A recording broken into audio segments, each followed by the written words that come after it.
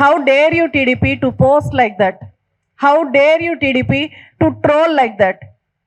లిటరల్గా Telugu Desam party professor Nageshwar గారిని troll చేసింది, దారుణంగా ట్రోల్ చేసింది. ఒక ట్రోల్ పేజ్ స్థాయికి Telugu Desam party official Twitter handle దిగజారిపోయింది. ఎంత ధైర్యం ఉంటే, ఎంత బరితెగించిపోతే, ఎంత దిగజారిపోతే ఒక ట్రోల్ పేజ్ స్థాయికి Telugu Desam party official Twitter handle దిగజారిపోతుంది. ఒక ట్రోల్ పేజ్ లాగా ఎలా మారిపోతుంది? ఒక రాజకీయ పార్టీ కండువాని ఒక ప్రొఫెసర్, ఒక గౌరవనీయ వ్యక్తి ఆయన మెడలో వేసి అవమానించాలి అంటే మీరు ఏ స్థాయికి దిగజారిపోయి ఉండాలి? How dare you to do like that? జర్నలిస్టులను మీరు కొనేయచ్చు.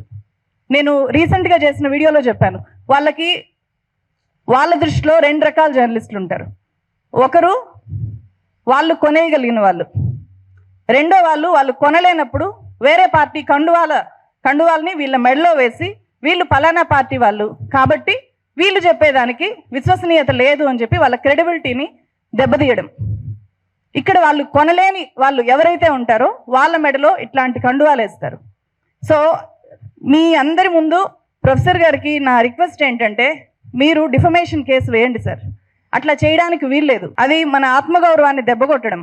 అంతేకాకుండా భవిష్యత్తులో ఏ జర్నలిస్ట్ కూడా ధైర్యం చేసి తన అభిప్రాయాలను లేకపోతే ఒక నిజాన్నో చెప్పకుండా చేయడానికి ఇట్లాంటి చర్యలు దారితీస్తాయి. చాలాసార్లు నాకు కూడా అదే అనుభవం అయింది. ఇదే సేమ్ టీడీపీ నుంచి వైజాగ్ స్టీల్ ఫ్యాక్టరీకి సంబంధించి నేను ఒక చాలా పెద్ద ఇన్వెస్టిగేటివ్ స్టోరీ చేస్తే, వైజాగ్ స్టీల్ ఫ్యాక్టరీ పోరాటంలో భాగం అవడానికి అక్కడ ఒక ఆందోళన కోసం వెళ్తే, నేను అక్కడికి వెళ్ళగానే IVR కాల్స్ చేశారు. ఆ తర్వాత టోటల్ టీడీపీ సోషల్ మీడియాను మొత్తం దించి నా మెల్లో కండువా వేసి నా నుదుటిన వైఎస్ఆర్సీపీ జెండాలు అతికించి చాలా నీచంగా ట్రోల్ చేశారు. అయితే అంతకంటే దారుణం ఇప్పుడు అఫీషియల్ హ్యాండిల్స్ నుంచి చేయడం. వాళ్ళ ట్రోల్ ముఠా నుంచి అప్పుడు చేయించారు, ఇప్పుడు అఫీషియల్ హ్యాండిల్స్ నుంచి చేయించారు. సో నేను చేసిన అదే వీడియోలో నేను వైఎస్ఆర్సీపీని కూడా ఎక్స్పోజ్ చేశాను, టీడీపీని ఎక్స్పోజ్ చేశాను. ఏ రాజకీయ పార్టీ వైజాగ్ స్టీల్ ఫ్యాక్టరీని ఈరోజు అంత దయనీయమైన స్థితిలోకి దిగజార్చేశాయో అనే పూర్తి విషయాల్ని నేను ఫ్యాక్ట్స్తో, డాక్యుమెంట్స్ ఆధారంగా, అక్కడుండే వాళ్ళ వాయిసెస్ ఆధారంగా ఎగ్జిబిట్ చేస్తే అంత దారుణంగా చాలాసార్లు ఎలక్షన్స్ టైంలో కూడా అంతే.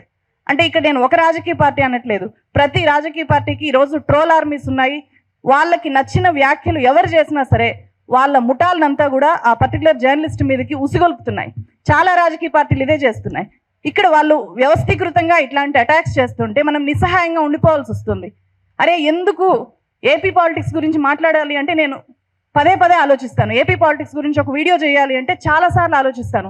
ఇది నిజంగా చెయ్యాలి, తప్పదు చేయక అంటేనే చేస్తున్నా. ఎందుకంటే ఇదే పరిస్థితి. ఏదైనా సరే వాస్తవం చెప్పాలి అంటే అక్కడ స్వీకరించడానికి రెడీగా ఉండరు. తెలంగాణలో లాగా కాదు. ఏపీలో ఉండేవి 2 పార్టీలు. ఉంటే నువ్వు అక్కడుండు, లేకపోతే ఇక్కడుండు. ఉంటే నువ్వు అక్కడ ఉంటావు, లేకపోతే ఇక్కడ ఉంటావు. నువ్వు న్యూట్రల్గా ఉంటావు అని చెప్పి ఎవరు నమ్మరు అక్కడ. అంత దారుణమైన పరిస్థితిలోకి మీడియా దిగజారింది. కాబట్టి వీళ్ళు న్యూట్రల్గా ఉండే జర్నలిస్టులు అనడానికి కూడా వాళ్ళు రియలైజ్ అవ్వలేకపోతున్నారు. వీళ్ళు న్యూట్రల్గా ఉంటారు, వీళ్ళు వాస్తవాలు చెప్తున్నారు, దాని నుంచి మనం ఏదైనా తీసుకోగలిగితే తీసుకుందాము, ఫీడ్బ్యాక్ కింద తీసుకుందాము అంటే కూడా వాళ్ళు డైజెస్ట్ చేసుకోలేకపోతున్నారు. వాళ్ళ దృష్టిలో అందరూ కూడా అమ్ముడుపోయిన జర్నలిస్టులే. నిజంగా వాళ్ళు అమ్ముడుపోయిన జర్నలిస్టులు అని చెప్పి భావించరేమో కానీ అట్లాంటి ప్రచారం అయితే చేస్తారు. ఎందుకు చేస్తారు, ఎందుకు భావించరు అంటే అధికారం వాళ్ళ చేతిలో ఉంటుంది. ఎవరి ఫోన్ నెంబర్ అయినా వాళ్ళ దగ్గర ఉంటుంది. ఫోన్ నెంబర్లతో పాన్ నెంబరు అటాచ్ అయి ఉంటుంది. ఎవరి అకౌంట్లోకి ఏ పార్టీ నుంచి ఎంత ఫండ్ ట్రాన్స్ఫర్ అయ్యేది గవర్నమెంట్లో ఉండే వాళ్ళు ఈజీగా తెలుసుకోవచ్చు. అట్లాంటివి ఎక్స్పోజ్ చేయొచ్చు కదా. నాగేశ్వర్ గారి ఇన్కమ్, లీగల్ ఇన్కమ్ ఎంత ఉందో నేను అందుకే చెప్పాను. నేను చేసిన వీడియో స్టార్టింగ్లోనే 10 లక్షల రూపాయలు లీగల్ ఇన్కమ్ పొందుతున్న వ్యక్తికి SRCP దగ్గర డబ్బులు తీసుకోవాల్సిన అవసరం ఉంటుందా? ఎందుకు ఉంటుంది? పోనీ ఆయన ఏపీ పొలిటీషియన్గా మారాలనుకుంటున్నారా? రాజ్యసభకి వెళ్ళాలనుకుంటున్నారా? ఏమీ లేదు కదా. అంతకు మించిన మీ దగ్గర ఆధారం ఏమైనా ఉందా అని చెప్పి ఏమీ ఉండదు. నిజంగానే అకౌంట్స్ బయట పెట్టచ్చు కదా. పలానా పార్టీ నుంచి పలానా వ్యక్తికి ఇంత ట్రాన్స్ఫర్ అయింది అని చెప్పి తెలుసుకోలేవా? గవర్నమెంట్ లో ఉండే వాళ్ళు తెలుసుకోలేరా? చెప్పచ్చు కదా. అట్లా ఎప్పుడు చెప్పరు, ఎందుకంటే చెప్పలేరు. ఫస్ట్ ఒక జర్నలిస్ట్ మీద తీవ్ర స్థాయిలో అటాక్ జరుగుతోంది అంటే ఆల్రెడీ అన్ని రాజకీయ పార్టీలు ఆ జర్నలిస్ట్ ని కొనేయడానికి, వాళ్ళ వైపు తిప్పుకోవడానికి ప్రయత్నాలు చేసుంటాయి. ఆ ప్రయత్నాలకి లొంగనప్పుడు దాడులు చేస్తాయి. ఇది నాకు చాలా ప్రాక్టికల్ ఎక్స్పీరియన్స్. సో అందుకనే ఈ సందర్భంగా టీడీపీ ఖచ్చితంగా క్షమాపణలు చెప్పాలి అని చెప్పి ఒక జర్నలిస్ట్ గా నేను డిమాండ్ చేస్తున్నాను ఈ వేదిక నుంచి. వాళ్ళు క్షమాపణలు చెప్పి వాళ్ళు ట్విట్టర్ లో పోస్ట్ చేసిన ఆ పర్టికులర్ పోస్ట్ రిమూవ్ చేయకపోతే కనుక ఖచ్చితంగా సార్ని డిఫమేషన్ కేసు వెయ్యాలి అని చెప్పి రిక్వెస్ట్ చేస్తున్నా. ఇక్కడ ఇంకొక విషయం కూడా చెప్పాలి. రాజకీయ పార్టీల మీద, రాజకీయ పార్టీ లీడర్ల మీద మనం ఒక వ్యాఖ్యానం చేస్తేనో లేకపోతే ఒక వాస్తవాన్ని చెప్తేనో వాళ్ళు అంత అఫెండ్ అయిపోయి ఇలా దాడులు చేస్తారు. అలాగే రీసెంట్గా మనం చూసాం బండి భగీరథ్ కేసులో చాలా మంది జర్నలిస్టులకి, ఇక్కడుండే వనజ మేడంకి కూడా నోటీసులు వచ్చాయి, వీడియోల్ని డౌన్ చేశారు. పవర్ ఉంది కాబట్టి ఆ పవర్ని మీరు ఎలా అయినా యూజ్ చేయొచ్చు. మా దగ్గర పవర్ ఉండదు, మేము ఇండివిజువల్ వ్యక్తులం కాబట్టి మేము నిస్సహాయంగా ఉండిపోవాలా? మా డ్యూటీ మేము చేయకూడదా? ఆయన డ్యూటీ ఆయన చేశారు. సో మీ డ్యూటీ ఏంటో మీరు తెలుసుకోండి. మీరు చేయాల్సిన పని పక్కన పెట్టి అటాక్ చేయడమే డ్యూటీగా పెట్టుకోవడం ఏంటి? రాజమండ్రిలో పవన్ కళ్యాణ్ గారు మాట్లాడినప్పుడు కూడా ఆ మొత్తం అరగంట సేపు నాగేశ్వర్ గారి మీద మాట్లాడాల్సిన అవసరం ఉందా?